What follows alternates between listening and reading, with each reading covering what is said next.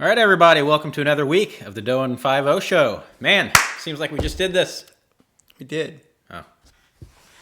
It's Yes, really, we did. It's really early. It's really early. Really early. Earliest we've ever shot back-to-back shows, I think. So we're going to go ahead and get things rolling for this week, Joe. But why are we doing that, Lee? Because I don't have time to do it next week. Why is this that? week. Because I'm a busy guy. Well, that's true. But it's Lee's birthday next week. So if you see Lee in the street, speed up to his cop car, stop him, and wish him a happy birthday. He'll like that. Don't do that. That makes cops nervous. Don't do that. That happened to you once before, didn't it? Yeah. All right, let's go ahead and get started, Joe. We're gonna do things a little different this week for people. We're gonna break things. We're gonna start releasing the show in segments. It gives everybody a little bit of time. We've had a lot of feedback with people that they like to watch the show.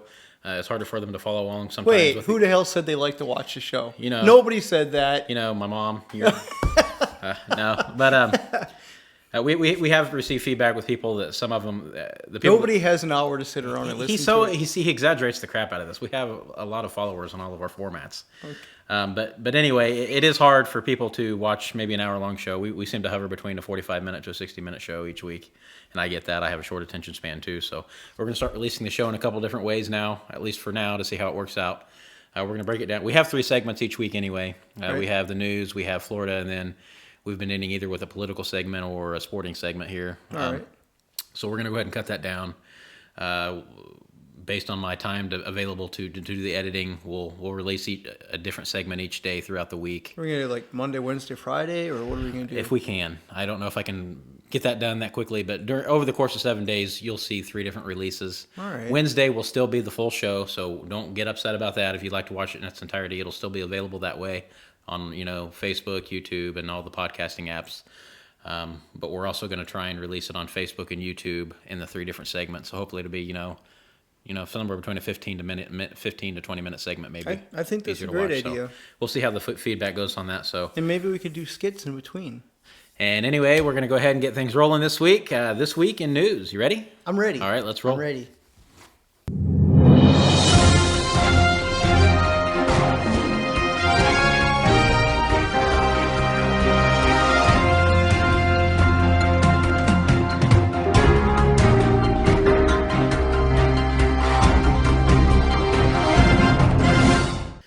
All right, Joe, out of Brooklyn, New York.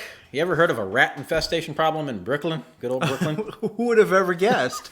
Well, Brooklyn plans to get rid of the rats by drowning them in booze. That's right. Out of Brooklyn, New York. Talk about drowning your problems in booze. That's literally what Brooklyn is going to do about its rat problem. People there are fed up with the rodents, so they're employing a new rat dunking gadget to get rid of them. It's made by a company called Rat Trap. It looks like a plain box, but inside there are seeds and nuts inside of it and a nice little snack to lure the rats inside. But once they're in there, there's a trap door that's going to drop them into a mixture of water and alcohol. The alcohol content will knock them out right away, and they'll eventually drown. That sounds terrible. That is the most barbaric. How many times is that not going to work and they're just going to drown? I hate New York. I thought you hated California. No, California makes me laugh. I hate New York. Pretty sure he said he's hated California before. I'm just saying. I don't hate California. Who didn't have a Walkman back in the day, Joe? Did you have yourself a Walkman? Hell, I think I still have a Walkman. He's a pack rat, man. I Talk am about a bit. hoarder. This guy here. Pretty sure he's got half his body buried in the back of the bakery somewhere. So. It's not a bakery. Sorry. But anyway.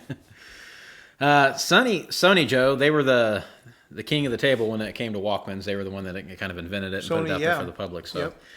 40 years ago since the first Walkman was released, Joe. Can you believe that? 40 years. So, in honor of that 40-year anniversary, they're going to release a Walkman. The electronic maker Sony will release a new version of its revolutionary portable music player. It announced Friday at a FIA conference. It was first released in 1979.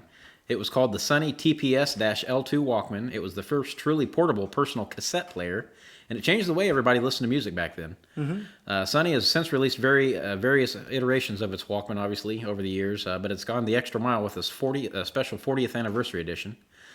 It's going to be labeled the Sony NW-A100 TPS Walkman. Boy, that's just rolls right off the tongue. Yeah, it's stupid. Okay. It has a 40th anniversary logo printed on the back, and it comes with a specially designed case and package that pay homage to the original Walkman. It also has a unique cassette tape interface for those who want to take a trip down memory lane. There will also be a cheaper version without any 40th anniversary logoing on it. Oh, it's not going to work, Joe. It's powered by Android. Damn. You know, I have a whole ton of cassette tapes back there. Sure. Well, it doesn't say that it's actually going to run off cassettes. I don't know why it would. Well, it just has a face I'm like wondering, it does. I'm wondering if it's going to be more of an MP3. It doesn't really say. Well, it says it's powered by Android, so it's got to be. Right. And it's not going to work. I'm sorry, it's not going to work. Hey, did you see that Android's going to re-release that folding phone again? No, I didn't. I didn't see it. Well, anyway, they're releasing this piece of obviously a piece of junk. I was kind of excited till I read that part. It's not going to be any good now. So yeah, I'm excited about the Walkman. I remember when they came out. I couldn't get one right away, but when I was in the Army, I lived with a Walkman, and then I was stationed down in Panama, and I still remember having Van Halen cassettes and Whitesnake and running through the jungles with that. That was amazing. I loved that thing. That's kind of cool to bring it back. Even if it's MP3 based, which I'm assuming it is, the interface is still going to be the kind of, it looks like kind of the bulky Walkman and those padded headphones and everything. So, be neat. I think I had the little foam ones, but all that foam always broke off, and you'd end up with that middle part in your ear, and you have a big red mark there. Yeah, that was the best. All right, going to move over to Woods Cross, Utah. A woman arrested for DUI after calling 911 to report a drunk driver. Utah police responded to reports of a drunk driver caught up with a suspect who turned out to be the 911 caller herself. Officers arrested 32-year-old Brianna Dawn Hernandez when she was in the Woods Cross on August 16th, according to the probable cause affidavit. Hernandez, through belches and fits of laughter, described both herself and her car to the dispatcher while claiming she was following a drunk driver. Hernandez tried to run away on foot after spotting local officers. Then she struggled during the arrest. She was so intoxicated, documents state, that she had to be restrained and forcibly taken to the hospital for a blood draw. Officers found a nearly empty bottle of Fireball whiskey in the vehicle. She was charged with DUI and reportedly sentenced to 12 days in jail and a $1,260 fine and 12 months of probation. So drunk that she thought the drunk driver was in front of her when it was actually her. Can't fix stupid. No. And where was that? Utah? Utah. Check out this beauty. We're staying in Utah. I don't know if we've ever had stories out of Utah. We got two this week. Out of Davis County, Utah, a woman was arrested after deputies say she pretended to be her daughter during a traffic stop that resulted in the seizure of methamphetamine found inside the vehicle. Oops. Is that actually a woman? That looks like a guy. Yeah. We'll put a picture up there for everybody to you make your own decision on that, I guess. Deputies pulled over 38-year-old Heather Elaine Garcia on August 31st after a deputy spotted her driving a vehicle without a license plate. Garcia allegedly gave the officer her daughter's name and date of birth while claiming she didn't have any ID on her. A second deputy with a canine arrived, and after the dog alerted on the vehicle, deputies conducted a search. That search uncovered what appeared to be a broken pipe and several small baggies with a powder inside that field tested positive for methamphetamine. Deputies also located Garcia's ID in her purse, and the deputy stated that while she did look very similar to her daughter, that poor girl, they were able to positively identify the woman as Heather Garcia. A records check found the woman had multiple active arrest warrants and a suspended driver's license. She was booked into the jail and faces charges of giving false personal information, driving on a suspended license, driving without insurance, and charges related to drug and drug paraphernalia in her possession. But she should be elected for Mother of the Year for trying to bust her own daughter. Is she, though?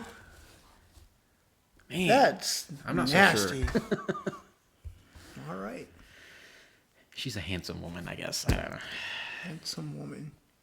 And I would never consider that a compliment if I were a woman. Out of New Hampshire, a New Hampshire man was arrested after a naked run around the local Manchester hospital. A man's naked run around a hospital in nearby yards resulted in his arrest in New Hampshire over the weekend. Joseph Buttafuoco, age 20, had no clothes on and was yelling when he was arrested early Saturday morning. Was he yelling, "I don't have any clothes on"? Officers on scene at the Elliott Hospital described him as being in a state of panic and sweating profusely. Upon arrival, officers ordered Buttafuoco to stop moving. Once he refused, Buttafuoco was warned that officers would use a taser. When Buttafuoco failed to comply, officers did deploy a taser, and that didn't take effect. Buttafuoco continued to struggle, they said. Another officer then deployed a second taser, and the group was finally able to handcuff him. I bet that was fun, with him being butt naked. And sweaty. Had been there before, unfortunately. Buttafuoco is charged with simple assault, resisting arrest, criminal mischief, loitering, and indecent exposure. So you had to be tased twice? I know. I mean, I've had to wrestle a sweaty naked guy. I thought you meant you were the sweaty naked guy. No. Oh, no. All right. So, I mean, if you don't go down with the first tase, is there drugs involved? Is there? I mean, typically, they'll be high on something like methamphetamine. That's some type of stimulant that would keep them going after they're that. too jacked up and stupid to feel the pain. And oh. They may feel it later. I don't know, but they don't feel it then. So. Huh. All right. It's that time, folks. Appreciate you watching along for This Week in the News. Stay tuned now. It's time for This Week in Florida. See ya.